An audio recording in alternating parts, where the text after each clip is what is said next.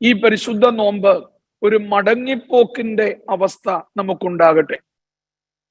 ഇന്ന് ലോകം വളരെ മുൻപോട്ട് യാത്ര ചെയ്യുന്ന ഒരു കാലഘട്ടമാണ്.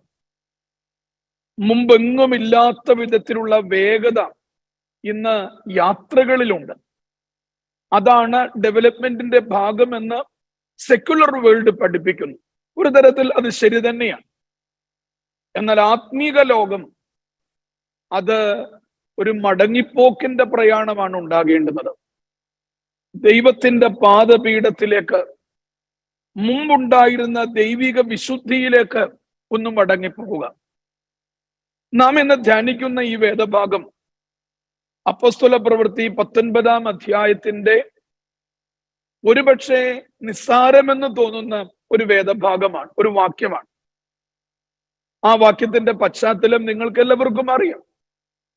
പൗലോസ് കൊരിന്തിൽ ഇരിക്കുമ്പോൾ, അപ്പല്ലോസ് കൊരിന്തിൽ ഇരിക്കുമ്പോൾ പൗലോസ് ഉൾപ്രദേശങ്ങളിൽ കൂടെ സഞ്ചരിച്ച് എഫേസൂസിൽ എത്തി എന്ന് പറഞ്ഞാണ് ആ അധ്യായം ആരംഭിക്കുന്നത്. വിശുദ്ധനായ പൗലോസിന്റെ മിഷണറി യാത്രയാണ്. അപ്പോസ്തല പ്രവൃത്തി 15-ാം അധ്യായത്തിൽ നാം കാണുന്ന യെരുശലേം സുന്നകദോസ് കഴിഞ്ഞ് പൗലോസ് തന്റെ പ്രവർത്തനങ്ങൾക്കായി പോകുകയാണ്. വളരെ വലിയ ഒരു സ്പിരിച്വൽ റിഫർമേഷൻ പൗലോസിന്റെ പ്രവർത്തനങ്ങൾ മൂലം ഉണ്ടായി. 19-ാം അധ്യായം 8 മുതൽ 12 വരെയുള്ള വാക്യങ്ങളിൽ അന്നുണ്ടായിരുന്ന സ്പിരിച്വൽ റിഫർമേഷൻ എന്തൊക്കെയാണ് എന്ന് വളരെ വ്യക്തമായിട്ട് പറയുന്നുണ്ട്. ആശയപരമായ ഒരു റിഫർമേഷൻ ഉണ്ടായി, ഐഡിയോളജിക്കൽ റിഫർമേഷൻ. അതുപോലെ തന്നെ രോഗസൗഖ്യം, മാനസികമായ പ്രതിസന്ധി അനുഭവിക്കുന്നവർക്ക് സൗഖ്യം. സഭ വളരെ ഡ്രാസ്റ്റിക് ആയിട്ട് വളരുന്നു. വളരെയധികമായിട്ട് സഭ വളരുക മാത്രമല്ല, പൗലോസിനെയും അപ്പല്ലോസിനെയും ഒക്കെ ഒരു പ്രത്യേക പ്രിവിലേജ് കൊടുത്ത് ആദിമസഭ, ആദിമ ക്രിസ്ത്യാനികൾ ആ ലോകം അംഗീകരിക്കുവാനും തുടങ്ങി. നമ്മൾ താഴോട്ട് വായിച്ചു വരുമ്പോൾ കാണുന്നത് പൗലോസിന്റെ മെയ്മേൽ നിന്ന് റൂമാലും ഉത്തരീയവും രോഗികളുടെ മേൽ കൊണ്ടുവന്നിടുകയും വ്യാധികൾ അവരെ വിട്ടുമാറി ദുരാത്മാക്കൾ പുറപ്പെട്ടു പോകുകയും ചെയ്തു. നോക്കുക, എത്ര സുന്ദരമായ ഒരു അവസ്ഥയാണ് അവിടെ ഉണ്ടാകുന്നത്. പൗലോസ് സുവിശേഷം പ്രസംഗിച്ചു, ദൈവരാജ്യത്തെ കുറിച്ച് പറഞ്ഞു, തീർന്നില്ല, രോഗികളെ സൗഖ്യമാക്കി. അവിടെ കൊണ്ടും തീരുന്നില്ല. പൗലോസിന്റെ ഉത്തരീയം, ഏപ്രൺ, പൗലോസിന്റെ റൂമാൽ, ഹാൻഡ് കർച്ചീഫ്, ഇത് രോഗികളുടെ മേൽ കൊണ്ടുവന്നിടുമ്പോൾ രോഗികൾക്ക് സൗഖ്യമുണ്ടാവുകയാണ്. ഞാൻ പറഞ്ഞല്ലോ, ഒരു വലിയ സ്പിരിച്വൽ റിഫർമേഷൻ, ഒരു റെവല്യൂഷൻ അന്നുണ്ടായി. ഇങ്ങനെ ഒരു റെവല്യൂഷൻ ഉണ്ടായ സമയത്ത് കുറച്ചു പേര് വിചാരിച്ചു, ഇത് നല്ലൊരു ബിസിനസ് ആണല്ലോ. അതായത് രോഗസൗഖ്യം, ഈ റൂമാല് കൊണ്ടിട്ടാൽ സൗഖ്യം, ഉത്തരീയം കൊണ്ടിട്ടാൽ സൗഖ്യം, ഇതൊരു നല്ല ബിസിനസ്സായി ചില ആളുകൾക്ക് തോന്നി. 19-ാം അധ്യായം 13 മുതലുള്ള വാക്യങ്ങളിൽ കാണുന്നുണ്ട്, ദേശാന്തരികളായി നടക്കുന്ന മന്ത്രവാദികളായ ചില യഹൂദന്മാർ. ദേശാന്തരികൾ എന്ന് പറയുമ്പോൾ നൊമാഡ്സ് ആണ്. എങ്ങും അവർക്ക് പ്രത്യേകിച്ച് ഒരു ഇരിപ്പില്ല. അവരിങ്ങനെ നൊമാഡായി ഇങ്ങനെ സഞ്ചരിച്ചു കൊണ്ടിരിക്കുകയാണ്. ആ മന്ത്രവാദികളായ യഹൂദന്മാര് അതിന് നേതൃത്വം കൊടുത്തത് സ്കേവ എന്ന് പറയുന്ന ഒരു യഹൂദ മഹാപുരോഹിതനും അദ്ദേഹത്തിന്റെ മക്കളുമാണ്. ഈ പ്രസ്ഥാനത്തിന്, ഈ സ്പിരിച്വൽ ബിസിനസിന് നേതൃത്വം കൊടുത്തത്. അവർ എന്ത് ചെയ്തെന്നറിയാമോ? ഒരു വശത്തെ പൗലോസ് ദൈവത്തിൽ ആശ്രയിച്ചുകൊണ്ട് സഭയുടെ കെട്ടുറപ്പിനെ നോക്കിക്കൊണ്ട് രോഗികൾക്ക് സൗഖ്യം കൊടുക്കുമ്പോൾ, ഈ സ്കേവ എന്ന് പറയുന്ന പുരോഹിതന്റെ മക്കളും ആ കൂട്ടരും ചെയ്തത്, അവര് ഒരു ബദൽ സൗഖ്യദാന പ്രക്രിയയ്ക്ക് നേതൃത്വം കൊടുക്കുകയാണ്. ഒരു പാരലൽ സൗഖ്യദാന പ്രക്രിയയ്ക്ക് അവർ നേതൃത്വം കൊടുക്കുകയാണ്. അവര് ഉപയോഗിച്ചൊരു ഫോർമുല വേദപുസ്തകത്തിൽ പറയുന്നത് നമ്മൾ ഇങ്ങനെയാണ് വായിക്കുന്നത്: പൗലോസ് പ്രസംഗിക്കുന്ന യേശുവിന്റെ നാമത്തിൽ ഞാൻ ഭൂതങ്ങളെ പുറത്താക്കുന്നു. ഒരു ഒരു ഒരു ഹീലിംഗ് ഫോർമുല അവര് ഡെവലപ്പ് ചെയ്തു. പൗലോസ് പ്രസംഗിക്കുന്ന യേശുവിന്റെ നാമത്തിൽ. ഇത് കേൾക്കുന്ന നിങ്ങൾ പലരും അമേരിക്കയിലാണെങ്കിലും നാട്ടിലാണെങ്കിലും ഇതുപോലുള്ള ഹീലിംഗ് ഫോർമുലാസ് പല കൂടാരങ്ങളിൽ കേട്ടിട്ടുണ്ട്. യേശുവിന്റെ നാമത്തിൽ, യേശുവിന്റെ നാമത്തിൽ എന്നത്. ഇങ്ങനെ ഈ ഒരു ഫോർമുല വെച്ച് അവര് നല്ല ബിസിനസ് നടത്തി, ഇഷ്ടംപോലെ പണം കിട്ടി. അങ്ങനെ ഒരിക്കൽ ഒരു ഈവിൾ സ്പിരിറ്റിനെ, ദുരാത്മാവിനെ പുറത്താക്കാൻ ഈ ഫോർമുല ഉപയോഗിച്ചപ്പോൾ ദുരാത്മാവ് ചോദിച്ച ചോദ്യമാണ് വിശുദ്ധ വചനത്തിൽ രേഖപ്പെടുത്തിയിരിക്കുന്നത്. Jesus I know, Paul I know, but who are you? പ്രിയപ്പെട്ടവരെ, ഈ പരിശുദ്ധ നോമ്പിൽ നമുക്കുണ്ടാകേണ്ട ഒരു കോൺഷ്യസ്നെസ് ആണിത്. നമുക്കുണ്ടാകേണ്ട ഒരു അവബോധമാണിത്. നമുക്കിന്ന് യേശുവിന്റെ പേരും പ്രകടനവും വേണം. യേശുവിന്റെ നാമത്തിലാണ് ഇന്ന് സഭയും സഭയുടെ അല്ലെങ്കിൽ ആത്മീക പ്രസ്ഥാനങ്ങളും ഒക്കെ വർക്ക് ചെയ്യുന്നത്. നമുക്ക് യേശുവിന്റെ പേരും പ്രകടനവും വേണം.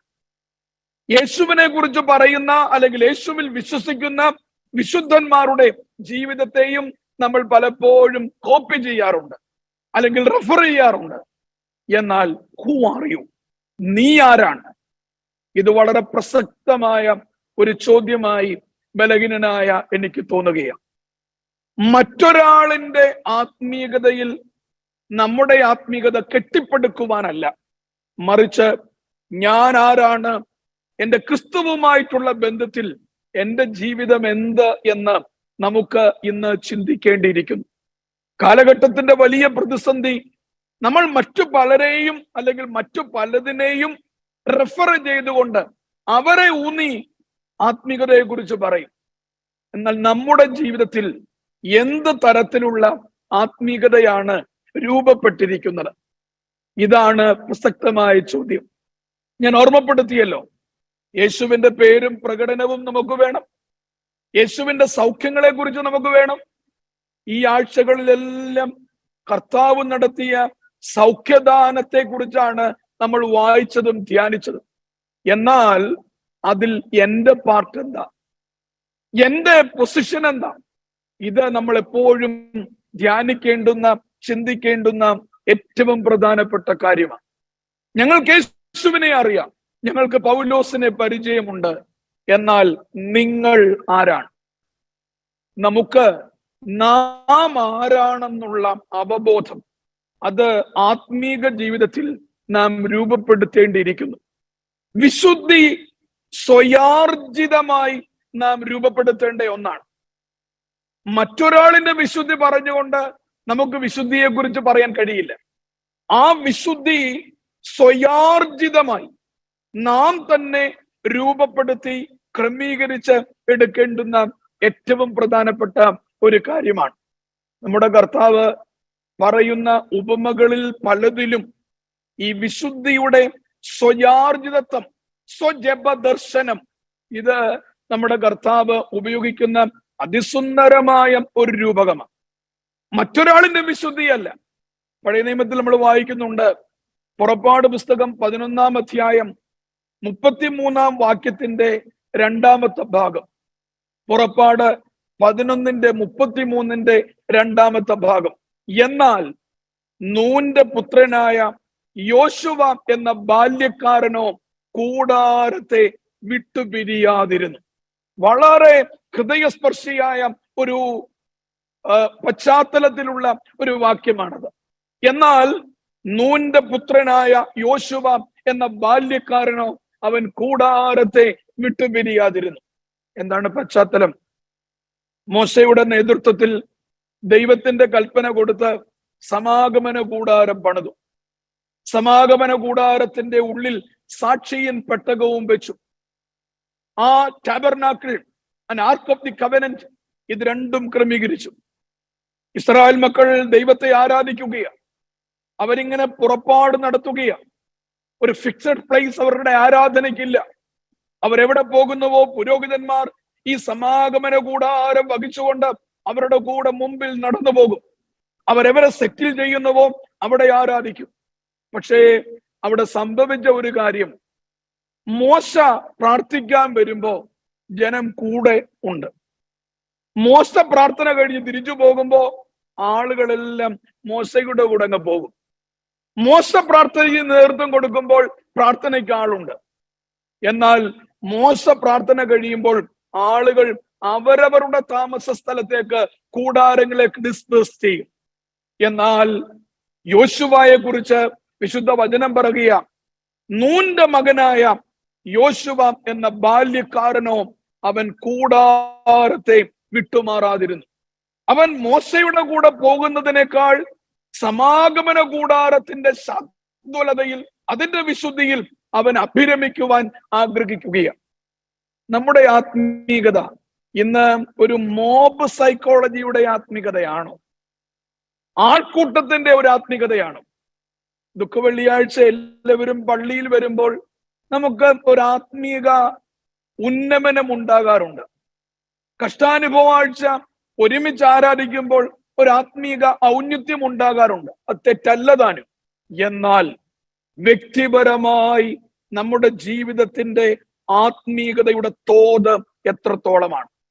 വ്യക്തിപരമായി നമ്മുടെ ജീവിതത്തിൽ നാം രൂപപ്പെടുത്തുന്ന, ഞാൻ പറഞ്ഞതുപോലെ, ഒരു ക്രൗഡ് ഓറിയന്റഡ് സ്പിരിച്വാലിറ്റിയേക്കാൾ അൻ ഇൻഡിവിജ്വൽ ഓറിയന്റഡ് സ്പിരിച്വാലിറ്റി. പൗരസ്ത്യ ദർശനത്തിൽ സാൽവേഷൻ എന്ന് പറയുമ്പോൾ അതിൽ ഒരു ബഹു തലത്തിലുള്ള ഒരു കാഴ്ചപ്പാടുണ്ട്. രക്ഷ എന്നത് വ്യക്തിപരമായി ഉണ്ടാകുന്നത് മാത്രമല്ല, അതൊരു സോഷ്യൽ പെർസ്പെക്റ്റീവ് അതിനുണ്ട്. അതിന് ഒരു എക്സ്ക്ലൂസീവ് ആയിട്ടുള്ള ഒരു പെർസ്പെക്റ്റീവും കൂടെ ഉണ്ട് എന്നത് സത്യം തന്നെയാണ്. എന്നാൽ അതിന്റെ പേരിൽ മാത്രം നമുക്ക് ദൈവരാജ്യത്തിന്റെ അനുഭവത്തിലേക്ക് പോകാൻ കഴിയില്ല. നമ്മുടെ കർത്താവ് പറഞ്ഞ ഒരു ഉപമ വിശുദ്ധ മത്തായി ശ്ലീഹായുടെ സുവിശേഷം 25-ാം വാക്യത്തിൽ, 25-ാം അധ്യായത്തിൽ അവിടെ അതിസുന്ദരമായ ഒരു ഉപമ പറയുകയാണ്. നമ്മളൊക്കെ സാധാരണ പഠിച്ചിട്ടുള്ളൊരു ഉപമയാണ്. രണ്ടു തരത്തിൽ മനുഷ്യനെ വേർതിരിച്ചുകൊണ്ടാണ് ആ ഉപമ ആരംഭിക്കുന്നത്. എന്താണ്? 5 foolish women and 5 wise women. 5 ബുദ്ധിയില്ലാത്ത കന്യകമാരും 5 ബുദ്ധിയുള്ള കന്യകമാരും. എന്റെ വ്യക്തിപരമായ അഭിപ്രായത്തിൽ, അത് വ്യക്തിപരമായ അഭിപ്രായം മാത്രമാണ്, ഈ ഒരു സെപ്പറേഷൻ ഉണ്ടാകുന്നത് ആദ്യമായിട്ടാകണമെന്നില്ല. കർത്താവ് പറഞ്ഞപ്പോൾ ഈ സെപ്പറേഷൻ അവസാനമായിരിക്കും ഉണ്ടായത്. വിശുദ്ധ മത്തായി ശ്ലീഹാ സുവിശേഷം എഴുതുന്ന സമയത്ത് ആദ്യം മുതൽ അതൊരു റിപ്പോർട്ടിംഗ് കൂടെയാണ്. ക്രിസ്തു പറഞ്ഞ കാര്യത്തെ റിപ്പോർട്ട് ചെയ്യുക. അപ്പൊ ആദ്യമേ ഫൂളിഷ് ആൻഡ് വോയിസ് എന്ന് പറഞ്ഞ് വേർതിരിച്ചായിരിക്കും കൊണ്ടുവന്നത്. സത്യത്തിൽ അവരെപ്പോഴാണ് ഫൂളിഷ് ആയത്, എപ്പോഴാണ് 5 പേർ വോയിസ് ആയത്? അതിന്റെ ക്ലൈമാക്സിലാണ്, അതിന്റെ അവസാനമാണ്. ആ വേദഭാഗത്തെ ഒന്നും ഞാൻ കൂടുതൽ വിശദീകരിക്കേണ്ട കാര്യമില്ല. 10 കന്യകമാര് മണവാളനെ കാത്തിരിക്കുകയാണ്. ആ 10 കന്യകമാർക്കും സത്യത്തിൽ ഒരേ സാധ്യതയാണ് ഉണ്ടായിരുന്നത്. എന്തൊക്കെയാണ് അവരുടെ സാധ്യത? ഒരു സ്റ്റാർട്ടിംഗ് പോയിന്റിൽ നിന്ന് ഒരു സ്പ്രിന്റ് റേസ് ആരംഭിക്കുന്നത് പോലെ, 100 മീറ്റർ ഓട്ടം ആരംഭിക്കുന്നത് പോലെ, ആ ഓടാൻ നിൽക്കുന്ന എല്ലാ അത്ലറ്റിക്സിനും ഒരേ സാധ്യതയാണ്. അവർ സ്റ്റാർട്ടിംഗ് പോയിന്റിൽ നിന്ന് ആരംഭിക്കുകയാണ്. 10 പേർക്കും ഒരേ സാധ്യതയായിരുന്നു. എന്താണ് സാധ്യത? 10 പേർക്കും അറിയാം യജമാനൻ വരും എന്നത്. ആർക്കാണ് അറിയാത്തത്? 10 പേർക്കും അറിയാം യജമാനൻ വരും എന്നത്. പ്രിയപ്പെട്ടവരെ, അറിവിന്റെ കുറവല്ല ആത്മീകതയുടെ ഇന്നത്തെ അധപ്പതനത്തിന് കാരണം. മുമ്പുണ്ടായിരുന്നതിനേക്കാൾ ഇന്ന് അറിവുകളുണ്ട്. ടെക്നോളജി അത്രത്തോളം ഡെവലപ്പ് ചെയ്തു. നമ്മൾ സാധാരണ പറയുന്നത് പോലെ, ഞാനിപ്പോൾ നിൽക്കുന്നത് 7 കടലുകൾക്ക് ഇപ്പുറമാണ്, നിങ്ങൾ നിൽക്കുന്നത് 7 കടലുകൾക്ക് അപ്പുറമാണ്. നിങ്ങൾ സൺഡേ ഈവനിങ് ആണ്, ഞാൻ മൺഡേ മോർണിംഗ് ആണ്. എന്നിട്ടും നമുക്ക് തമ്മിൽ കമ്മ്യൂണിക്കേറ്റ് ചെയ്യത്തക്കവണ്ണം ടെക്നോളജി ഡെവലപ്പ് ചെയ്തു. എത്ര വലിയ കാര്യമാണ് അത്! ദൈവത്തിന്റെ അനുഗ്രഹം തന്നെയാ, കൃപ തന്നെയാ. നമുക്കിന്ന് പിതാക്കന്മാരുടെ ലിറ്ററേച്ചർ പഠിക്കാൻ എത്ര എളുപ്പമാ! ഗൂഗിളിൽ നിന്ന് അടിച്ചു കൊടുത്താൽ ഇതെല്ലാം കൃത്യമായിട്ട് വരും. പ്രിയപ്പെട്ടവരെ, അറിവ് കൂടി, അറിവിനനുസരിച്ച് തിരിച്ചറിവ് കൂടിയിട്ടുണ്ടോ? നാം ധ്യാനിക്കേണ്ട ചിന്തയാണ്. സഭയിലാണെങ്കിലും സമൂഹത്തിലാണെങ്കിലും അറിവിന്റെ വ്യാപാരം കൂടുതലാണ്. എന്നാൽ അറിവ് അതൊരു തിരിച്ചറിവിലേക്ക് കൊണ്ടുവരുവാൻ സാധിച്ചിട്ടുണ്ട്. 10 പേർക്കും അറിയാം യജമാനൻ വരുമെന്ന്. അത് പൊതുവായി അവർക്കുള്ള നന്മയാണ്. എന്നാൽ അവരെ വ്യത്യസ്തരാക്കിയത് എന്താണ്? ആ ഉപമ പറയുന്നത് ഞാൻ പറഞ്ഞല്ലോ, കൂടുതൽ വ്യാഖ്യാനിക്കേണ്ട ആവശ്യമില്ല. അവരെ എന്താണ് വ്യത്യസ്തരാക്കിയത്? 5 പേർ വിളക്കെടുത്തു, വിളക്കിൽ എണ്ണ കൂടെ എടുത്തില്ല. ഇത് വളരെ പ്രസക്തമായിട്ടുള്ളൊരു കാര്യമാണ്. വിളക്ക് കുറച്ച് എണ്ണയൊക്കെ ഉണ്ട്. നമ്മൾ സാധാരണ ഒരു ഷോറൂമിൽ നിന്ന് ബ്രാൻഡ് ന്യൂ കാർ എടുക്കുന്നത് പോലെ, നാട്ടിലൊക്കെ AVGയിൽ നിന്നോ അല്ലെങ്കിൽ പോപ്പുലറിൽ നിന്നോ അല്ലെങ്കിൽ അങ്ങനെയുള്ള ഷോറൂമുകളിൽ നിന്നോ വാഹനം എടുക്കുമ്പോൾ ആ വാഹനത്തിൽ അല്പം ഫ്യൂല് കാണും. പക്ഷെ എപ്പോഴും വരെയാ ആ ഫ്യൂൽ ഉള്ളത്? ആ ഷോറൂമിൽ നിന്ന് അടുത്ത പെട്രോൾ പമ്പിൽ പോകുവാനുള്ള, ഗ്യാസ് പമ്പിൽ പോകുവാനുള്ള അത്രയും ഫ്യൂവല് അതിന്റെ ടാങ്കിൽ ഉണ്ടാകും. ഇതറിയാതെ, ഇത് ഓർക്കാതെ വണ്ടി സ്റ്റാർട്ട് ചെയ്തപ്പോൾ ഫ്യൂവൽ ഉണ്ട് എന്ന ചിന്തയിൽ നമ്മൾ ഫ്യൂവൽ റീഫ്യൂൽ ചെയ്യാതെ അത് യാത്ര ചെയ്താൽ എന്താ സംഭവിക്കുന്നത്? വഴി കടന്നു പോകും. ഈ വിളക്കിൽ കുറച്ച് എണ്ണയുണ്ട്. അത് പൗരസ്ത്യ ദർശനത്തിൽ പിതാക്കന്മാരിലൂടെ ലഭിക്കുന്ന, സഭയുടെ വിശ്വാസ ആചാരങ്ങളിലൂടെ ലഭിക്കുന്ന ഒരു ഫ്യൂവൽ ഈ വിളക്കിൽ എണ്ണയുണ്ട്. പക്ഷേ അതിനോടൊപ്പം കരുതുന്ന എണ്ണ കൂടെ നാം ക്രമീകരിക്കേണ്ടിയിരിക്കുന്നു. നമ്മുടെ യാത്രയ്ക്ക് ഉപയോഗിക്കേണ്ട എണ്ണ കൂടെ നാം ക്രമീകരിക്കേണ്ടിയിരിക്കുന്നു. നോക്കുക, 5 പേർ വിളക്കെടുത്തു, വിളക്കിലുള്ള അല്പം എണ്ണയും. എന്നാൽ മറ്റ്5 പേർ എന്താ ചെയ്തത്? വിളക്കെടുത്തു, വിളക്കിലെ അല്പം എണ്ണയോടുകൂടി അവർ എണ്ണ സംഭരിച്ചു. ഇത് വലിയ ഒരു ഡിസ്പാരിറ്റി അഥവാ ഒരു വ്യത്യസ്തതയുടെ ഭാഗമാണ്. മറ്റൊരാളിന്റെ ആത്മീകതയിൽ അഭിരമിച്ചുകൊണ്ട് എന്റെ ടാങ്കിൽ ഫ്യൂവൽ ഉണ്ടല്ലോ എന്ന് വിചാരിച്ച് നമുക്ക് അധിക ദൂരം പോകുവാൻ കഴിയില്ല, അധിക ദൂരം ഓടുവാൻ കഴിയില്ല. മറിച്ച് നാം തന്നെ രൂപപ്പെടുത്തേണ്ട ഒരു വിശുദ്ധിയുടെ അനുഭവം. അപ്പോ ഇതാണ് ഒന്നാമത്തെ വ്യത്യാസം. ഒന്ന്, അവർ വിളക്കെടുത്തു, വിളക്കിലെ എണ്ണയുണ്ട്, പക്ഷേ എണ്ണ അവർ സംഭരിച്ചില്ല. രണ്ടാമത്തെ കൂട്ടർ വിളക്കോടൊപ്പം തന്നെ എണ്ണയും കൂടെ എടുത്തു. ഇനി എന്താ അവർക്ക് പൊതുവായിട്ടുള്ള കാര്യം? അവരിങ്ങനെ യജമാനന് വേണ്ടി കാത്തിരിക്കുകയാണ്. യജമാനന് വേണ്ടി കാത്തിരിക്കുകയാണ്. ഇതാ യജമാനൻ വരുന്നു, യജമാനൻ വരുന്നു, അല്ലെങ്കിൽ മണവാളൻ വരുന്നു എന്ന് കേട്ട് അവർ വിളക്ക് തെളിയിച്ചു. വിളക്ക് തെളിയിച്ചപ്പോഴാണ് പ്രശ്നമായിരിക്കുന്നത്. എന്താണ്? കുറച്ചു പേരുടെ വിളക്ക് ആദ്യം ഒന്ന് കത്തിയിട്ട് പിന്നെ അത് അണയുകയാണ്. 5 പേരുടെ വിളക്ക് അണയുകയാണ്. ഇനിയും ചില സാധ്യതകൾ ഉണ്ടല്ലോ, നിലനിൽക്കുന്ന സാധ്യതകൾ. ഈ 5 പേര് വിളക്ക് കത്തി നിൽക്കുന്ന 5 പേരുടെ അടുക്കൽ ചെന്ന് പറഞ്ഞു, ഞങ്ങൾക്ക് ഇച്ചിരി എണ്ണ കൂടി തരാമോ? ഞങ്ങളുടെ വിളക്ക് കെട്ടുപോകുന്നു, അല്പം എണ്ണ കൂടെ തരാമോ?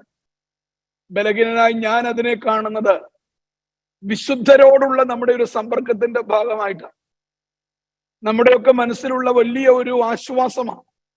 പരുമല തിരുമേനി ഉണ്ടല്ലോ, മണ്ഡ്രകാട് പള്ളിയിലെ മാതാവ് ഉണ്ടല്ലോ, തോമാസ് ലീഗ ഉണ്ടല്ലോ. വിശുദ്ധന്മാരുടെ വിശുദ്ധിയിൽ നമ്മൾ ഇങ്ങനെ അഭിരമിച്ചിട്ട് അത് മതി എന്ന ഒരു ചിന്ത പലപ്പോഴും നമ്മുടെ മനസ്സിലുണ്ട്. എനിക്ക് വ്യക്തിപരമായ ആത്മീയതയൊന്നും ഉണ്ടാകണമെന്നില്ല. മറിച്ച് പരുമല പോയി ഒന്ന് പ്രാർത്ഥിച്ചാൽ, ഞാൻ പരുമല പോയി പ്രാർത്ഥിക്കുന്നത് എതിരല്ല, ഗീവർഗീസ് സഹദായുടെ പുതുപ്പള്ളി പോയി ഒന്ന് പ്രാർത്ഥിച്ചാൽ എല്ലാം ആയി തീരും എന്ന ഒരു ഫോൾസ് സ്പിരിച്വാലിറ്റി, ഒരു തെറ്റായ ആത്മീകത എവിടെയൊക്കെയോ ഇന്ന് ഇങ്ങനെ വളർന്നു വരികയാണ്. സഭ അതിനെ പ്രോത്സാഹിപ്പിക്കുന്നു എന്ന് ഞാൻ പറയുന്നില്ല. എന്നാൽ അതിനപ്പുറമുള്ള ഒരു ആത്മീകത വേണം എന്ന് ഇന്ന് ഇൻസിസ്റ്റ് ചെയ്യുന്നുണ്ടോ എന്നൊരു സംശയം ബലഹീനനായ എനിക്കുണ്ട്. കഥയിലേക്ക് പോകാം. 5 പേർ ചെന്ന കയ്യിൽ വിളക്കിൽ എണ്ണയുള്ള 5 പേരോട് ചോദിക്കുകയാണ്, ഞങ്ങൾക്ക് ഇച്ചിരി എണ്ണ തരാമോ?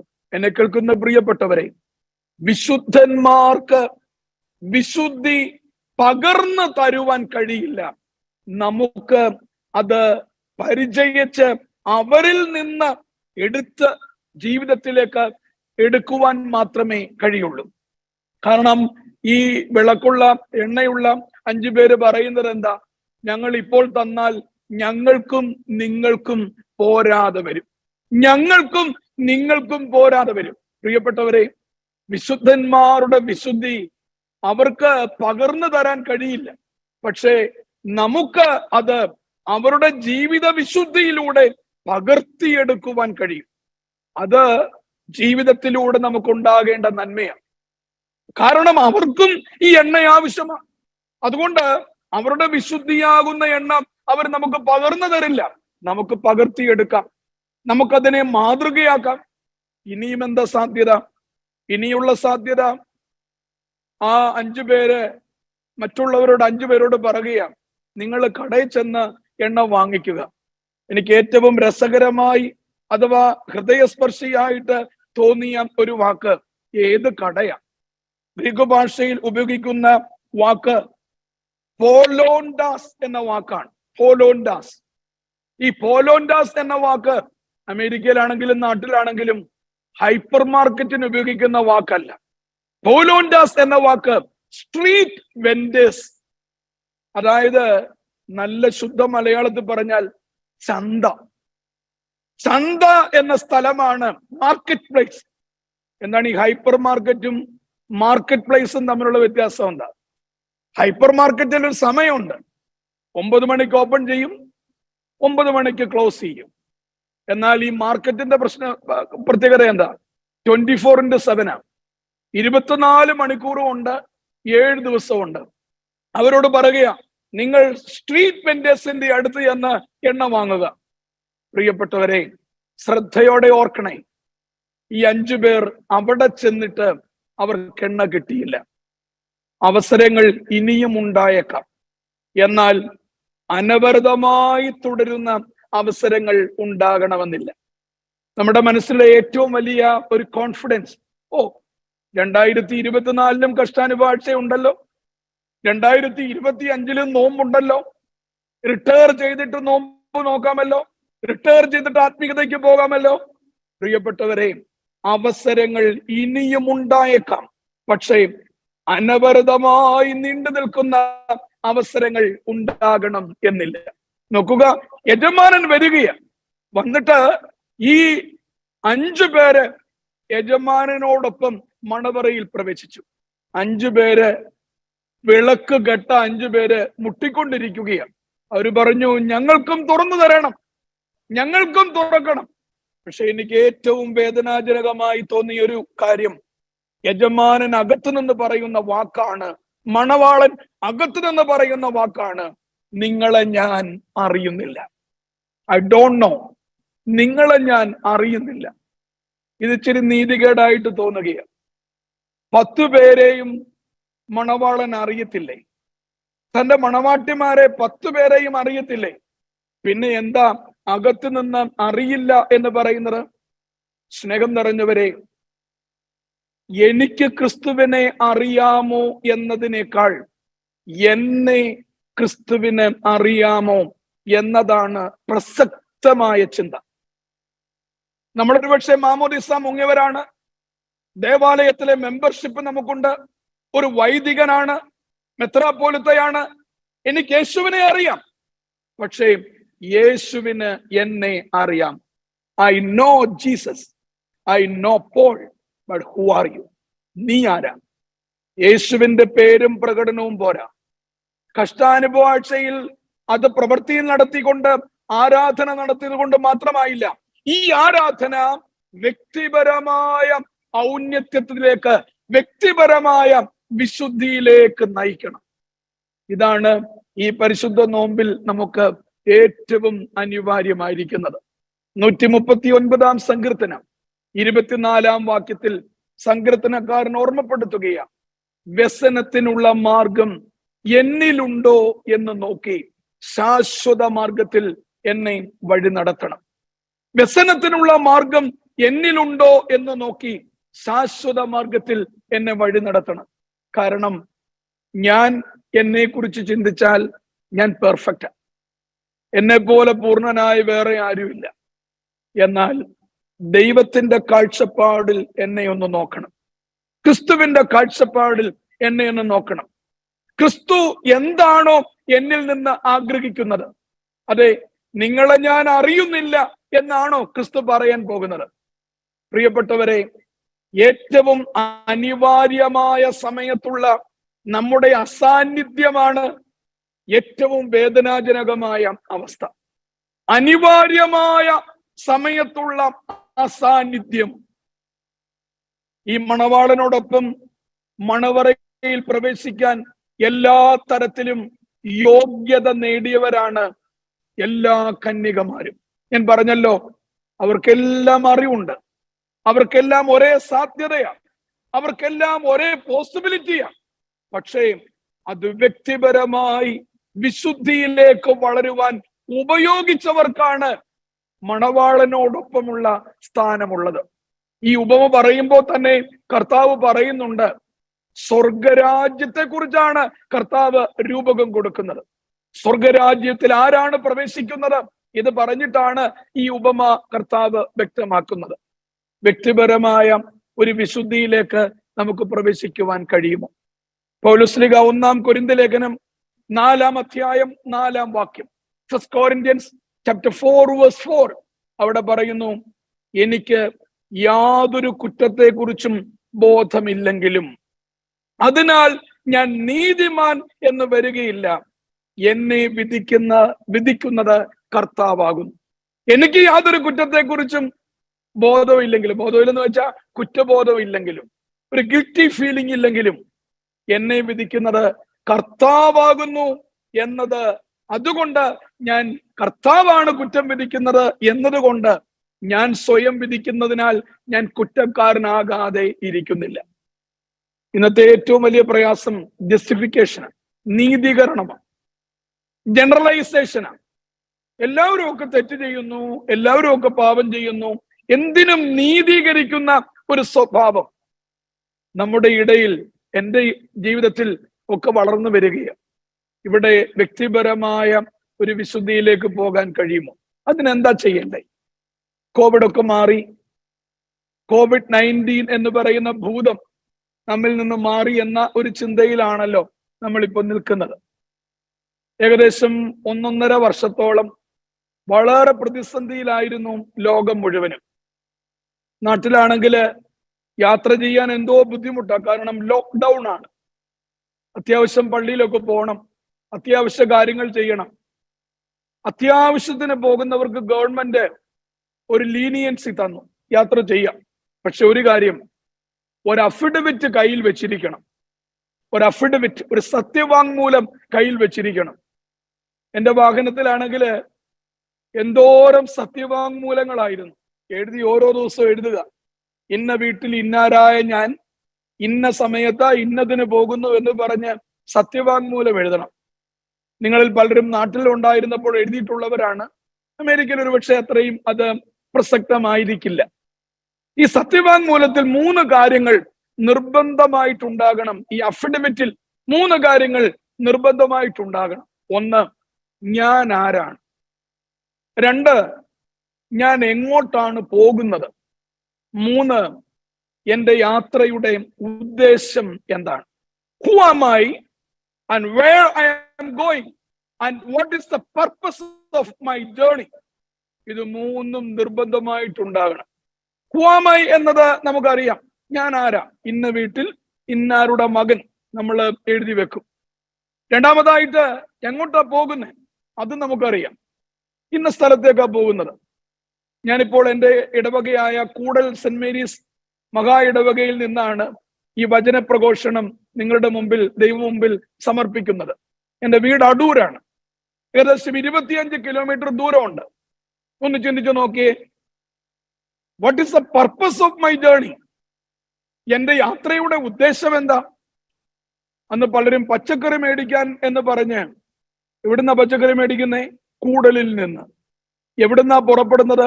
അടൂരിൽ നിന്ന്. പോലീസ് സമ്മതിക്കില്ല. കാരണം അടൂരിൽ, കിളിവേലിൽ പച്ചക്കറി കിട്ടുമല്ലോ. നീ കൃത്യമായി സ്പെസിഫൈ ചെയ്യണം. What is the purpose of your journey? ആദ്യത്തെ രണ്ട് കാര്യങ്ങളിൽ പലപ്പോഴും നമ്മുടെ ആത്മീക ജീവിതത്തിലും നമ്മൾ അഭിമാനിക്കാറുണ്ട്. ഞാൻ ആരാണ്? എന്റെ യാത്ര എങ്ങോട്ടാണ്? പക്ഷെ മൂന്നാമത്തത്, എന്റെ യാത്രയുടെ ഉദ്ദേശം എന്താണ്? കോവിഡ് കഴിഞ്ഞെങ്കിലും കോവിഡിലുള്ള അഫിഡവിറ്റിന്റെ സ്പിരിച്വൽ ആ മാനം നഷ്ടപ്പെട്ടിട്ടില്ല. ആ അഫിഡവിറ്റിന്റെ സ്പിരിച്വൽ മാനം, ഞാൻ ആര്? എന്റെ യാത്ര എങ്ങോട്ട്? എന്റെ യാത്രയുടെ ഉദ്ദേശം എന്ത്? പാട്ടിലൊക്കെ നമ്മൾ പാടുന്നുണ്ട്, ജീവിത യാത്രക്കാരാ കാലടികൾ എങ്ങോട്ട്? നാശത്തിൻ പാതയോ ജീവന്റെ മാർഗമോ, ലക്ഷ്യം നിൻ മുമ്പിൽ എന്ത്? പൗരസ്ത്യ ദർശനത്തിൽ പിതാക്കന്മാര് ഈ നോമ്പിന്റെ പ്രാർത്ഥനകളിലും നോമ്പിന്റെ യാതനകളിലും കഷ്ടാനുഭവാഴ്ചയുടെ ആരാധനയിലും ഒക്കെ വളരെ മധുരമായി മനോഹരമായി ആരാധനാക്രമം ചിട്ടപ്പെടുത്തുമ്പോ ഈ മൂന്നാമത്തെ ചോദ്യം, അത് നമ്മുടെ ആരാധനയുടെ പ്രധാനപ്പെട്ട ഒരു തത്വമാണ്. നിന്റെ യാത്രയുടെ ഉദ്ദേശം എന്താ? What is the purpose of your journey? ഈ ലോകത്തിൽ നാം ജീവിക്കുമ്പോ നമ്മുടെ ഉദ്ദേശം എന്താ? നമ്മുടെ ജീവിതം എന്തിനു വേണ്ടിയാ? ഞാൻ പറഞ്ഞല്ലോ, 3 കാര്യങ്ങൾ എപ്പോഴും മനസ്സിലുണ്ടാകണം. ഞാൻ ആരാണ്? ഞാൻ ആരാണെന്ന് മനസ്സിലാകുന്നത് ആരാണ് എന്റെ ഉടമസ്ഥൻ എന്നതിന്റെ അടിസ്ഥാനത്തിലാണ്. ഞാൻ ആരുടേതാണ്, അവിടെയാണ് ഞാൻ ആരാണ് എന്നത് വ്യക്തമാകുന്നത്. നമുക്ക് സ്വന്തമായി ഒരു ഐഡന്റിറ്റി ഇല്ല. പറയണമെങ്കിൽ ഒന്നുകിൽ നമ്മുടെ പിതാക്കന്മാരുടെ പറയണം, കുടുംബത്തിന്റെ പറയണം. പ്രിയപ്പെട്ടവരെ, ഞാൻ ആരുടേതാണ് എന്നതാണ് ഞാൻ ആരാണ് എന്നതിന്റെ അടിസ്ഥാന തത്വം. ഞാൻ എങ്ങോട്ടാണ് പോകുന്നത്? എന്റെ യാത്രയുടെ ഉദ്ദേശം എന്താണ്? ഞാൻ ഓർമ്മപ്പെടുത്തിയല്ലോ, ഒരു സ്വയാർജിതമായ വിശുദ്ധി, ഒരു self esteemed holiness or spirituality, ഇത് നമുക്ക് ജീവിതത്തിൽ ഏറ്റവും ആവശ്യമാണ്. 11ാം നൂറ്റാണ്ടിൽ ജീവിച്ചിരുന്ന ഈസ്റ്റേൺ പാരമ്പര്യത്തിൽപ്പെട്ട ഒരു പിതാവാണ് എലിജ ഓഫ് നിസിബിസ് എന്ന് പറയുന്ന വളരെ പ്രശസ്തനായിട്ടുള്ള ഒരു പിതാവ്. അദ്ദേഹം ഈസ്റ്റേൺ പേർഷ്യൻ സഭയുടെ ബിഷപ്പായിരുന്നു. 975 ജനിച്ച് 1046 അദ്ദേഹം മരിച്ചു. അദ്ദേഹം ഒത്തിരി ലിറ്ററേച്ചർ എഴുതിയിട്ടുണ്ട്. ആത്മീകമായ ഒട്ടേറെ സംഭാവനകൾ നൽകിയ പിതാവാണ് എലിജ ഓഫ് നിസിബിസ്. അതിനകത്ത് അദ്ദേഹത്തിന്റെ ലോക പ്രശസ്തമായിട്ടുള്ള ഒരു പുസ്തകമാണ് rational management of anxiety. Rational management of anxiety Google search ചെയ്താൽ ഈ പിതാവിന്റെ പേരും പുസ്തകത്തെ കുറിച്ചും ഒക്കെ നമുക്ക് വളരെ കൃത്യമായിട്ട് അവിടെ രേഖപ്പെടുത്തിയിട്ടുണ്ട്. അതിന്റെ അറബി വാക്ക് കിതാബ് ദഫ് അൽ ഹാം എന്നാണ്. എങ്ങനെയാണ് ഉത്കണ്ഠയെ ബൗദ്ധികമായിട്ട് നേരിടേണ്ടുന്നത്, അതാണ് ആ പുസ്തകത്തിന്റെ യഥാർത്ഥ content. Rational management of anxiety. അതിനകത്ത് ആ പുസ്തകത്തിൽ എലിജ ഓഫ് നിസിബിസ് ഒരു സന്യാസിയെ കോട്ട് ചെയ്യുന്നുണ്ട്. വളരെ സന്തോഷത്തോടെ, വളരെ സംതൃപ്തിയോടെ ജീവിച്ച ഒരു മനുഷ്യൻ. ആ സന്യാസിയെ കോട്ട് ചെയ്തിട്ട് ആ സന്യാസിയോട് ഈ എഴുത്തുകാരൻ ചോദിക്കുന്നുണ്ട്, അങ്ങയുടെ ഈ സംതൃപ്തിയുടെ, സന്തോഷത്തിന്റെ, അങ്ങയുടെ മുഖത്തിന്റെ ഈ തെളിച്ചത്തിന്റെ കാരണം എന്താണ്? ഇത്രയും സംതൃപ്തിയോടെ അങ്ങ് ജീവിക്കുന്നതിന്റെ കാരണം എന്താണ്? പ്രിയപ്പെട്ടവരെ, ആ സന്യാസി 4 കാര്യങ്ങളാണ് പറയുന്നത്. അതിന്റെ വിശദം ഒന്നും ഞാൻ നടത്തേണ്ട കാര്യമില്ല.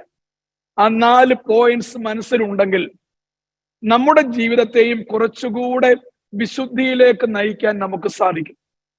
വലിയ ഹെക്റ്റിക്കായ അല്ലെങ്കിൽ വലിയ ബൗദ്ധികമായ കാര്യമൊന്നുമല്ല, വളരെ ലളിതമായ ലളിതവും വളരെ സമഗ്രവുമായ 4 കാര്യങ്ങൾ. ആ 4 കാര്യങ്ങൾ ബൈ പോയിന്റ് ആയിട്ട് പറഞ്ഞ് ഞാൻ അവസാനിപ്പിച്ചുകൊള്ളാം. നീ ആരാണ്? ഞങ്ങൾക്ക് യേശുവിനെ അറിയാം, ഇനി നിങ്ങൾ പരിചയപ്പെടുത്തണ്ട. ഞങ്ങൾക്ക് പൗലോസിനെയും അറിയാം, ഇനി നിങ്ങളുടെ പരിചയപ്പെടുത്തലൊന്നും വേണ്ട. യേശുവിനെ കുറിച്ച് നിങ്ങൾ ഞങ്ങളോട് പ്രഘോഷിക്കണ്ട, പ്രഘോഷിച്ചോളൂ. പൗലോസിനെ ഞങ്ങൾക്ക് പരിചയപ്പെടുത്തുമൊന്നും വേണ്ട. Because we know Jesus, we know Paul. Who are you? Elijah of Nisibis പുസ്തകത്തിൽ പറയുന്ന 1ാമത്തെ പോയിന്റ് ഇതാണ്. എന്റെ സംതൃപ്തിയുടെ കാരണം ആ സന്യാസി പറയുകയാണ്, ഞാൻ എപ്പോഴും മനസ്സിൽ സൂക്ഷിക്കുന്ന ഒരു ചിന്ത, എനിക്ക് ഒരു ഉടയവൻ ഉണ്ട് എന്ന് ഞാൻ അറിയുന്നു. I know that I have a creator. എനിക്കൊരു സ്രഷ്ടാവുണ്ട് എന്ന് ഞാൻ അറിയുന്നു. എനിക്ക് ആവശ്യമുള്ള അപ്പം ഒരു ദിവസം പോലും അവൻ മുടക്കിയിട്ടില്ല. I have full trust in him. എനിക്ക് അവനിൽ പൂർണ്ണമായ ആശ്രയത്വമുണ്ട്. I have full trust in him. ആ ഉടയവനിലുള്ള എന്റെ ഉറപ്പ് പരിധിയില്ലാത്തതാണ്. പ്രിയപ്പെട്ടവരെയും, ആത്മീക വളർച്ചയുടെ 1ാമത്തെ തലം ഇതാണെന്നാണ് ബലഹീനനായി എനിക്ക് തോന്നുന്നത്. ഞാൻ ആദ്യമേ പറഞ്ഞല്ലോ, ഞാൻ ആരെന്നറിയുന്നത് ഞാൻ ആരുടേതാണ്.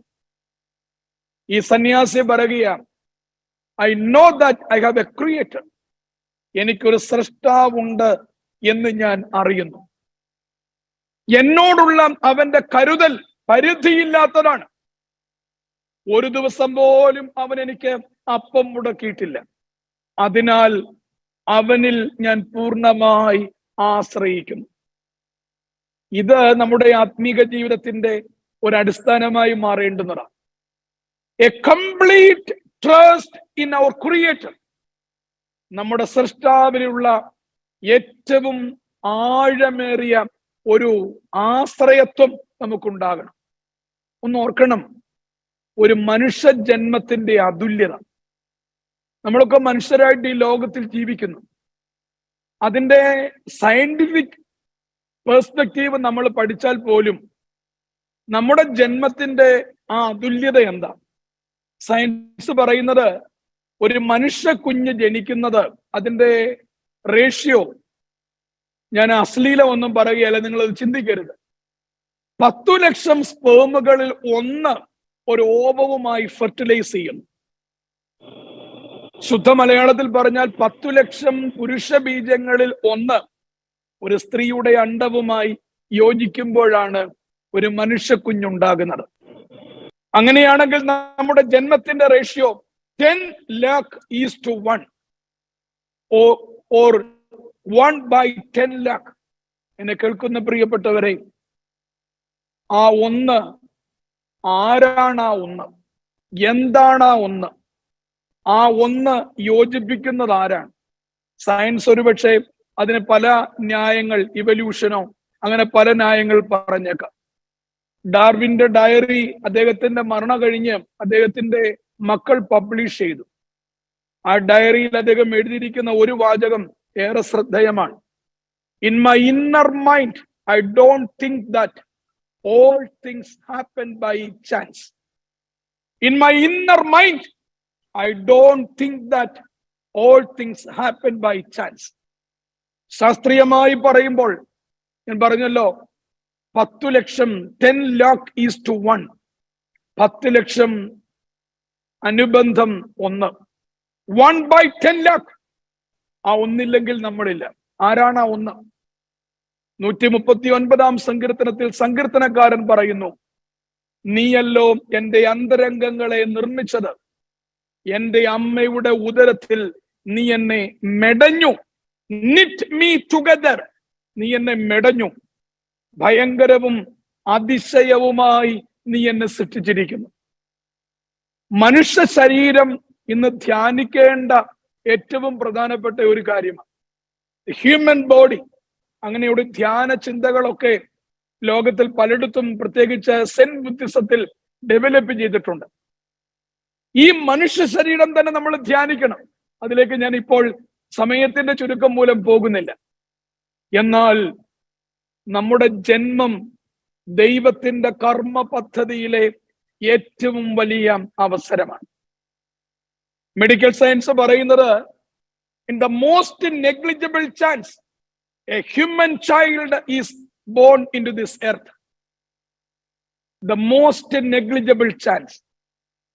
തള്ളപ്പെടേണ്ട അവസാന അവസരത്തിലാണ് ഒരു മനുഷ്യക്കുഞ്ഞ് ജനിക്കുന്നത്. ഞാൻ ആരെന്ന് അറിയുന്നത് ഞാൻ ആരുടേതാണ്. ഞാൻ ആരുടേതാണ്? യേശുക്രിസ്തുവിന്റെ ഏറ്റവും വലിയ അഭിമാനമായിരുന്നു അബ്ബ, സ്വർഗത്തിലെ അബ്ബ. ലോകത്തിൽ പലപ്പോഴും സംഘർഷങ്ങൾ ഉണ്ടാകുമ്പോൾ, പ്രതിലോമതകൾ ഉണ്ടാകുമ്പോൾ, തടസ്സങ്ങൾ ഉണ്ടാകുമ്പോൾ, തള്ളി മാറ്റപ്പെടുമ്പോൾ ക്രിസ്തു ആശ്രയം വെച്ചിരുന്നത് സ്വർഗത്തിലെ അബ്ബയിലാണ്. പ്രിയപ്പെട്ടവരെ, എലിജ ഓഫ് നിസിബിസി പുസ്തകത്തിൽ എഴുതുകയാണ്, എനിക്കൊരു ഉടയവനുണ്ട് എന്ന് ഞാൻ അറിയുന്നു. ഈ നോമ്പുകാലത്ത് നമുക്ക് ധ്യാനിക്കാം, നമ്മൾ ഇത്രയും ആയിരിക്കുന്നത് ദൈവത്തിന്റെ കരുണയുടെ അങ്ങേ തലത്തിലല്ലേ? നമ്മുടെ ശരീരം ദൈവത്തിന്റെ ദാനമല്ലേ? നമുക്ക് ആവശ്യത്തിന് നന്മകൾ ദൈവം തരുമ്പോ അത് ദൈവത്തിന്റെ ദാനമല്ലേ? എനിക്കൊരു ഉടയവനുണ്ടെന്ന് ഞാൻ അറിയുന്നു. നിരന്തരം ഒരു മന്ത്രം പോലെ, മന്ത്രം എന്ന വാക്ക് നമുക്കറിയാം, മൈൻഡ്, ത്രം, സജഷൻ, ഓട്ടോ സജഷൻ. ഈ നോമ്പ് കാലത്ത് ഒരു ഓട്ടോ സജഷൻ ഉണ്ടാകണം.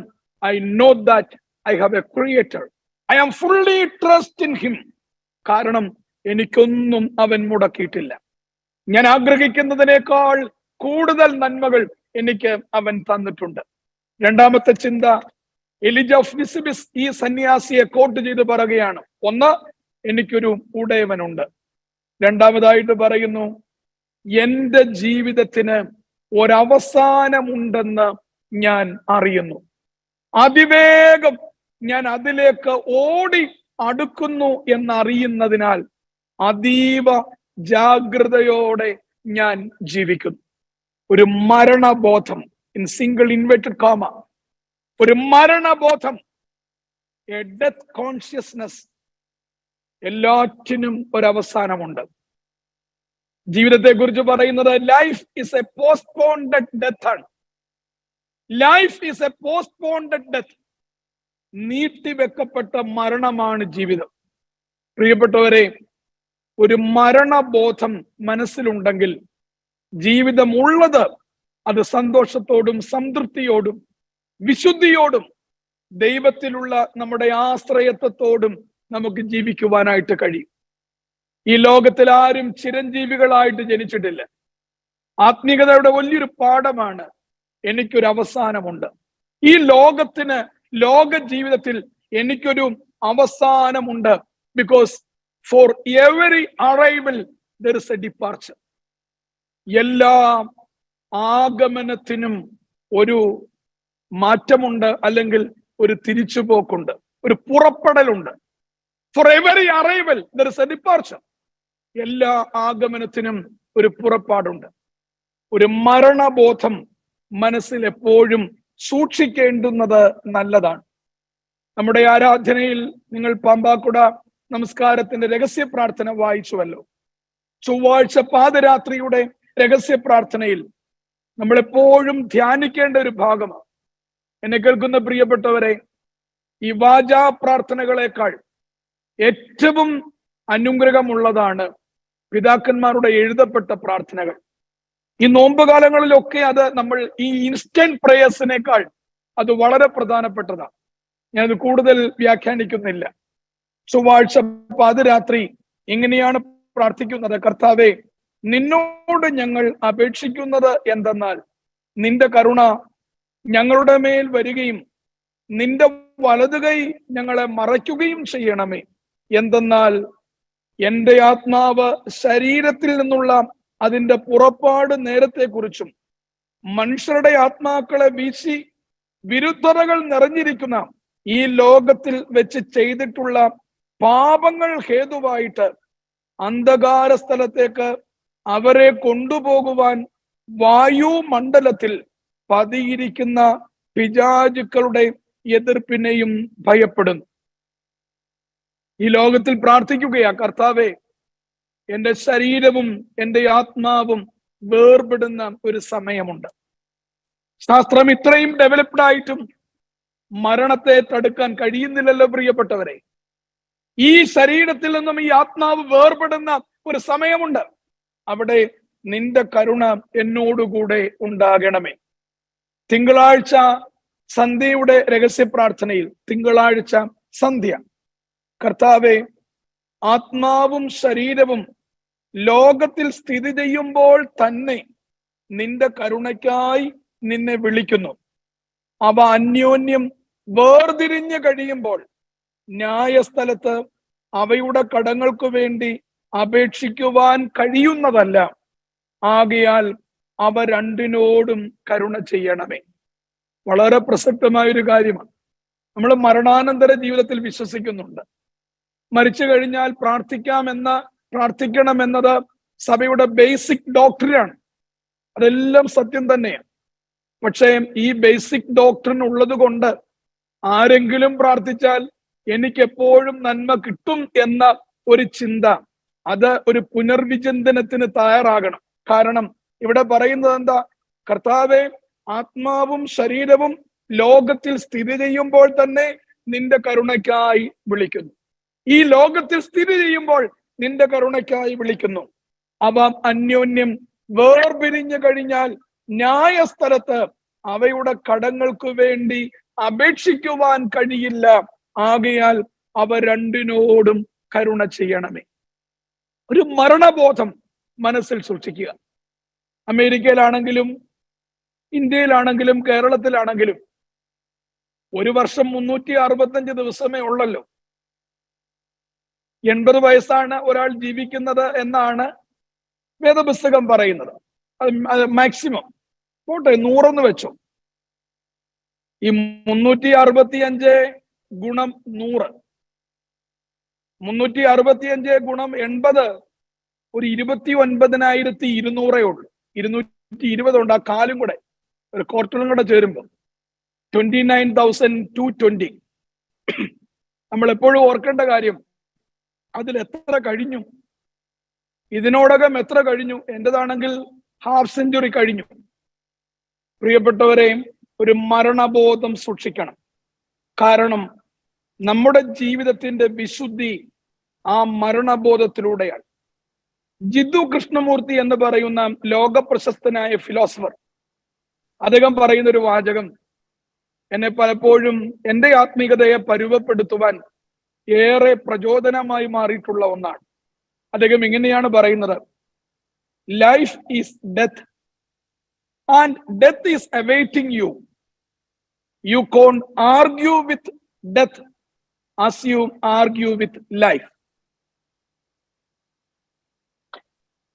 Life is death and death is awaiting you. You can't argue with death as you argue with life. ജീവിതത്തോട് പലപ്പോഴും നമ്മൾ ആർഗ്യൂ ചെയ്യാറുണ്ട്. ജീവിതത്തോട് പലപ്പോഴും നമ്മൾ പലതരത്തിൽ ആർഗ്യുമെന്റ്സ് നടത്താറുണ്ട്. But we can't argue with death. ഒരു മരണബോധം. നമ്മളൊക്കെ പാട്ടിൽ പാടും, കൊട്ടാരമായാലും വിട്ടേ മതിയാകൂ, കോട്ടയ്ക്കുള്ളിലും മൃത്യു വരും. സംതൃപ്തിയോടെ, സന്തോഷത്തോടെ, വിശുദ്ധിയോടെ ജീവിക്കുവാനുള്ള രണ്ടാമത്തെ സാഹചര്യം ഒരുക്കുന്നത് ഒരു മരണബോധം മനസ്സിൽ സൂക്ഷിക്കുമ്പോൾ. മൂന്നാമതായി ഈ പുസ്തകത്തിൽ ഈ സന്യാസി പറയുന്നത്, അദ്ദേഹത്തിന്റെ സംതൃപ്തിയോടെയുള്ള ജീവിതത്തിന്റെ മൂന്നാമത്തെ കാരണം അദ്ദേഹം പറയുന്നത്, എന്റെ ജീവിതത്തിന് ഒരു നിയോഗമുണ്ട് എന്ന് ഞാൻ അറിയുന്നു.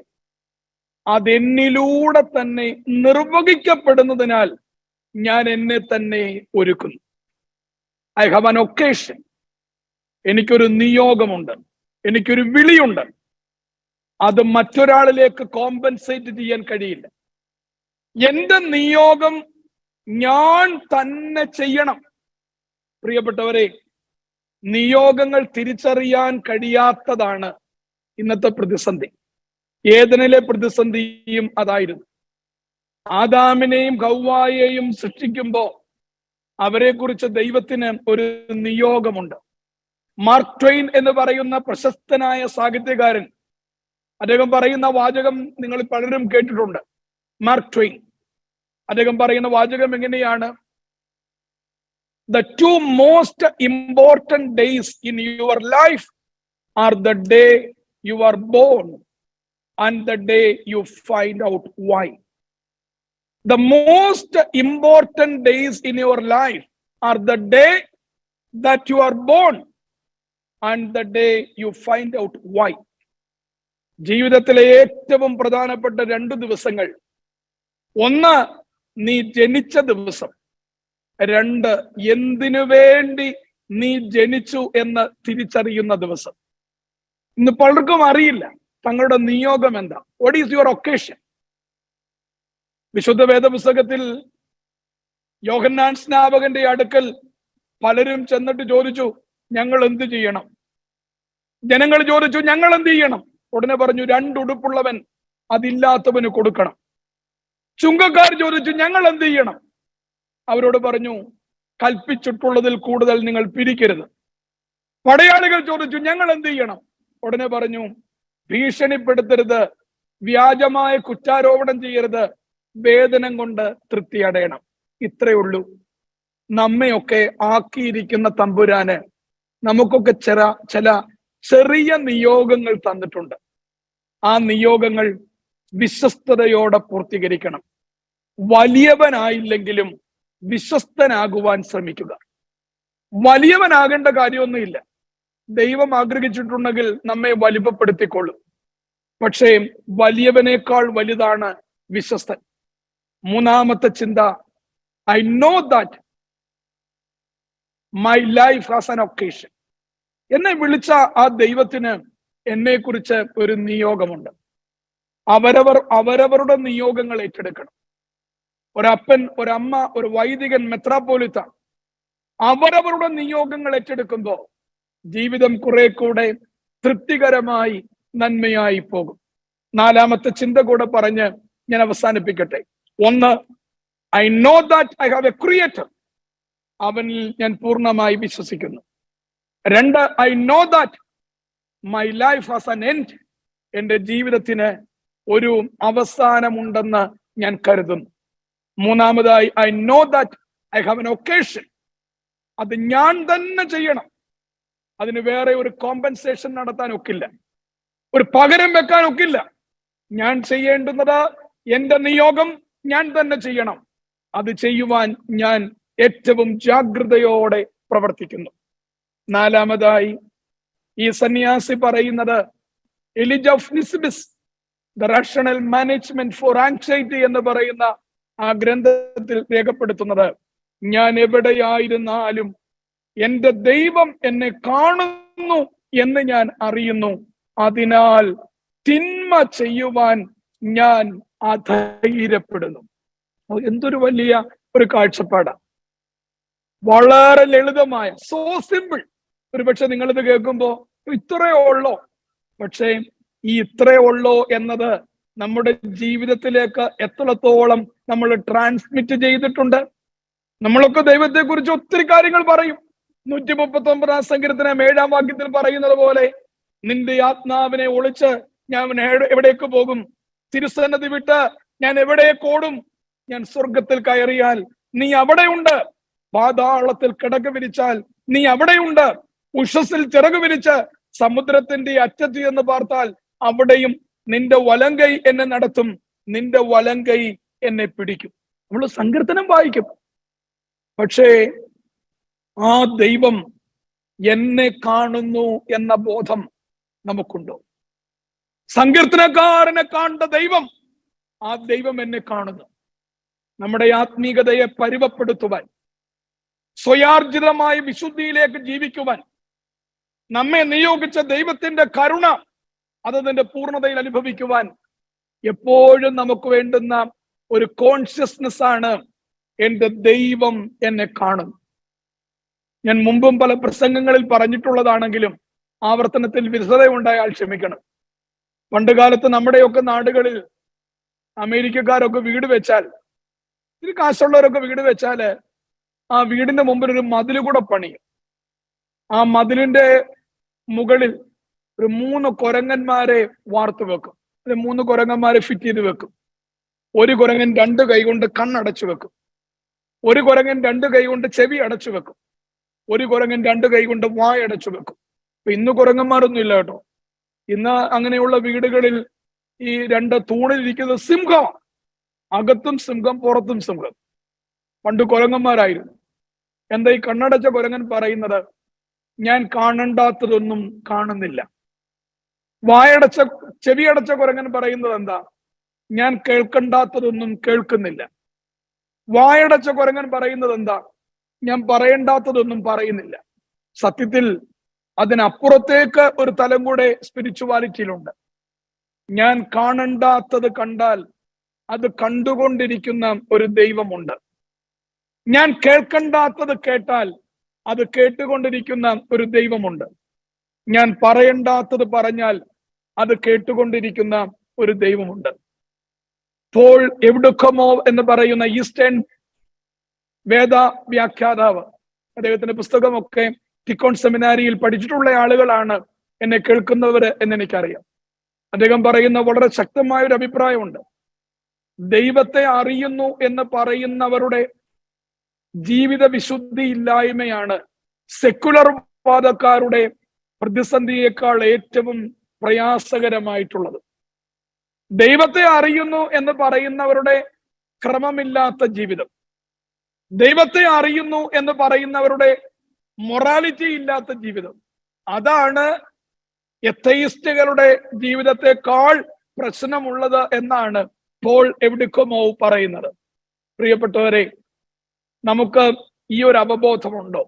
ദൈവം എന്നെ കാണുന്നു. ഒരു ഗുരു തന്റെ ശിഷ്യന്മാരുടെ കയ്യിൽ മാമ്പഴം കൊടുത്തു. മാമ്പഴം കൊടുത്തിട്ട് ഗുരു പറഞ്ഞു, ആരും കാണാതെ തിന്നണം. ഏറ്റവും മിടുക്കനായ ശിഷ്യൻ ചെയ്തത്, അവൻ ഗുരുവിന്റെ മുമ്പിൽ തന്നെ പുറം തിരിഞ്ഞു നിന്ന് അവൻ മാമ്പഴം തിന്നു. ആരും കണ്ടില്ലല്ലോ, പുറം തിരിഞ്ഞു നിന്ന് തിന്നു. ഒരാള് ചെയ്തത് കുറെ ദൂരം മാറിപ്പോയിട്ട് ഒരു പാറയുടെ ഇടുക്കിൽ നിന്ന് അവനും തിന്നു. മൂന്നാമത്തവന് വളരെ വർഷങ്ങൾ കഴിഞ്ഞ്, അവനെ പിന്നെ കണ്ടില്ല, അവന് വളരെ വർഷങ്ങൾ കഴിഞ്ഞ് ഗുരുവിന്റെ അടുത്ത് വന്നു. അവന്റെ കയ്യിൽ ഒരു മാങ്ങ ചുക്കി ചുളിഞ്ഞ് മാങ്ങാണ്ടിയോട് അതിന്റെ സീഡിനോട് ചേർന്ന് ഇങ്ങനെ ഇരിക്കുകയാണ്. ഗുരു ചോദിച്ചു, എന്താണ്, നീ എവിടെ പോയി? അവൻ പറഞ്ഞു, ഗുരു അവിടുന്ന് പറഞ്ഞല്ലോ ആരും കാണാതെ ഈ മാമ്പഴം തിന്നണമെന്ന്. ഞാൻ ഈ ലോകം മുഴുവൻ ഈ മാമ്പഴവുമായിട്ട് നടന്നു, ആരും കാണാത്ത സ്ഥലം തേടി. പക്ഷെ എവിടെ ചെന്നിട്ടും ഉടയവനായ ദൈവത്തെ, ദൈവം കാണാത്ത ഒരു സ്ഥലവും ഞാൻ കണ്ടെത്തിയില്ല. അതുകൊണ്ട് എനിക്ക് ഈ മാമ്പഴം ഇന്നുവരെയും തിന്നാൻ കഴിഞ്ഞില്ല. ഉടയവനായ ദൈവം കാണാത്ത ഒരു സ്ഥലവും ഞാൻ കണ്ടെത്തിയില്ല. എന്റെ വാക്കുകൾ ചുരുക്കുവാനുള്ള അനുവാദം ചോദിക്കുകയാണ്. അപ്പോസ്തല പ്രവൃത്തികളിൽ നിസ്സാരമെന്ന് കരുതാവുന്ന, തള്ളിക്കളയാവുന്ന, ഒമിറ്റ് ചെയ്യാവുന്ന, വിശുദ്ധനായ ലൂക്കോസ് ആണല്ലോ അപ്പോസ്തല പ്രവൃത്തി എഴുതിയത്. അതിൽ ഈ 19:15 വേണമെങ്കിൽ അദ്ദേഹത്തിന് എഴുതാതിരിക്കാമായിരുന്നു. അല്ല, പുതിയ നിയമത്തിന്റെ കാനോൻ ക്രമീകരിച്ചപ്പോ വേണമെങ്കിൽ അത് എഡിറ്റ് ചെയ്യാമായിരുന്നു. വളരെ നിസ്സാരമായ ഒരു വാക്യം, ഞാൻ പറഞ്ഞല്ലോ, ദുരാത്മാവ് ചോദിക്കുന്ന വാക്യമാണ്. യേശുവിന്റെ പേരിൽ പൗലോസ് പ്രസംഗിക്കുന്ന യേശുവിന്റെ പേരിൽ ഈ ആത്മീക പ്രക്രിയ നടത്തിയപ്പോ ചോദിച്ച ചോദ്യമാണ്, ഞങ്ങൾക്ക് യേശുവിനെ അറിയാം, പൗലോസിനെ പരിചയമുണ്ട്, നിങ്ങൾ ആരാ? നമ്മുടെ ഈ കഷ്ടാനുഭവ ആഴ്ച കഴിയുമ്പോ നമ്മുടെ അയൽക്കാരൻ ഈ ചോദ്യം ചോദിക്കുമോ? നമ്മുടെ ഓഫീസിലുള്ള നമ്മുടെ കൊളീഗ് ഈ ചോദ്യം ചോദിക്കുമോ? നമ്മുടെ തിരുമേനി നമ്മളോട് ഈ ചോദ്യം ചോദിക്കുമോ? നമ്മുടെ ചുറ്റുപാടുകളിലുമുള്ള ദൈവമില്ല എന്ന് പറയുന്നവർ ഈ ചോദ്യം ചോദിക്കുമോ? നമുക്ക് ധ്യാനിക്കാം. വിശുദ്ധി സ്വയാർജിതമായി രൂപപ്പെടുത്താം. നീ ആരാ? 4 കാര്യങ്ങൾ എലിജ ഓഫ് നിസ്ബിസ് പറയുന്നത് ഞാൻ ആരാണെന്നുള്ള ആ ചിന്ത നമ്മെ കുറെ കൂടെ ശക്തമാക്കും. 1, എനിക്കൊരു ഉടയവനുണ്ട്, ഞാൻ അവന്റെ സൃഷ്ടിയാണ്, ഞാൻ അവൻ്റെതാണ്. 2, എനിക്കൊരു അവസാനമുണ്ട്, അത് എത്രയും വേഗം കടന്നു വരുന്നതിനാൽ ഞാൻ ജാഗ്രതയോടെ ജീവിക്കുന്നു. 3, എനിക്കൊരു നിയോഗമുണ്ട്, an occasion. അത് മറ്റൊരാളുമായി കോമ്പൻസേറ്റ് ചെയ്യാൻ ഒക്കില്ല. എനിക്ക് പകരം മറ്റൊരാളില്ല. ഞാൻ ചെയ്യേണ്ട ഈ നിയോഗം മറ്റൊരാൾക്ക് ചെയ്യാൻ കഴിയില്ല. 4, എന്റെ ജീവിതത്തെ പൂർണ്ണമായി കാണുന്ന ഒരു ദൈവമുണ്ട്. അവനെ ഒളിച്ച് എനിക്ക് പോകാൻ കഴിയില്ല. ഈ ആത്മീക സബരിയ, ഈ ആത്മീക യാത്ര നമ്മുടെ ജീവിതത്തിന് അനുഗ്രഹമായിട്ട് മാറട്ടെ. മറ്റൊരാളിന്റെ പേരിൽ വിശുദ്ധി ഉണ്ടെന്ന് പറഞ്ഞിട്ട് കാര്യമില്ല. ഞാൻ ആദ്യമേ ഓർമ്മപ്പെടുത്തിയത് ഒന്നുകൂടെ അടിവരയിട്ട് പറയുകയാണ്. വിശുദ്ധന്മാരുടെ പേരും പ്രകടനവും മാത്രം പോരാ, അവരുടെ ജീവിതം നമ്മിലേക്ക് പകർത്തണം. അവരുടെ ജീവിതം നമ്മിലേക്ക് പകർത്തണം. അതൊരു മോഡലാണ്. ആ പകർച്ച ഈ കഷ്ടാനുഭവ ആഴ്ചയിൽ, നോമ്പിന്റെ നമ്മുടെ ജീവിത അനുഭവത്തിൽ അതിശക്തമായിട്ടുണ്ടാകട്ടെ എന്ന് പ്രാർത്ഥിച്ചുകൊണ്ട് ഈ ലണ്ടൻ കൺവെൻഷനിൽ വെർച്വൽ ആയിട്ടാണെങ്കിലും നിങ്ങളോടൊപ്പം പങ്കുചേരുവാൻ ഇടയായതിൽ ദൈവത്തെ സ്തുതിക്കുന്നു. നോർത്ത് ഈസ്റ്റ് അമേരിക്കൻ ഡയസിസ് നാട്ടിലുള്ളതിനേക്കാൾ കൂടുതൽ ആത്മീകമായി തീഷ്ണതയോടെ ഈ കാര്യങ്ങളൊക്കെ ചെയ്യുന്നു എന്നതിൽ ദൈവത്തെ സ്തോത്രം ചെയ്യുന്നു. പ്രത്യേകിച്ച് നമ്മുടെ യങ്ങർ ജനറേഷൻ, അച്ഛന്മാരാണെങ്കിലും ആത്മീക തലത്തിലുള്ള കുഞ്ഞുങ്ങളാണെങ്കിലും ഒക്കെ അവർ വളരെ സ്പിരിച്വലായിട്ട് ജീവിക്കുന്നു എന്നതിൽ ദൈവത്തെ സ്തുതിക്കുന്നു. അഭിവന്ദനായ നിക്കോളോസ് തിരുവയുടെ നേതൃത്വത്തിൽ നടത്തുന്ന ഈ ആത്മീക വളർച്ച ഏറ്റവും ധന്യമായിട്ട് മാറട്ടെ. എന്നെ കേട്ടുകൊണ്ടിരിക്കുന്ന എൻ്റെ ഗുരുസ്ഥാനീയരും ജ്യേഷ്ഠ സഹോദര സ്ഥാനീയരുമായ എല്ലാവരുടെയും പേരുകൾ ഞാൻ പറയുന്നില്ല. എല്ലാ വൈദികരോടുമുള്ള സ്നേഹം അറിയിക്കുന്നു. പ്രിയപ്പെട്ട ഷിബു അച്ഛന്റെ നല്ല ക്ഷണത്തിനായി ദൈവത്തെ സ്തോത്രം ചെയ്യുന്നു. ഇത്രയും നേരം ദൈവത്തിന്റെ വചനം കേൾക്കുവാൻ നിങ്ങൾക്ക് ദൈവം ഇടം നൽകിയതിൽ ദൈവത്തെ സ്തോത്രം ചെയ്യുന്നു. We know Jesus, we know Paul, but who are you? നീ ആര്?